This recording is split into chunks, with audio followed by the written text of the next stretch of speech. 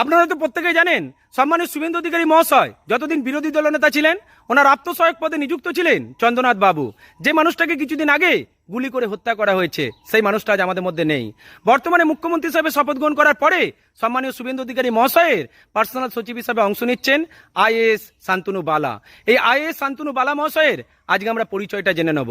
ইনি হলেন 2017 ব্যাচের ইন্ডিয়ান অ্যাডমিনিস্ট্রেটিভ সার্ভিস পদের অফিসার।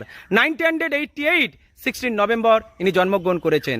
শিক্ষাগত যোগ্যতায় বায়োটেকনোলজি নিয়ে বিটেক এবং এমটেক। ইনি পূর্ববর্তী পোস্টিং হিসাবে দক্ষিণ 24 পরগনার মতো কঠিন জেলার অ্যাডিশনাল ডিস্ট্রিক্ট ম্যাজিস্ট্রেট হিসাবে কাজ করেছেন।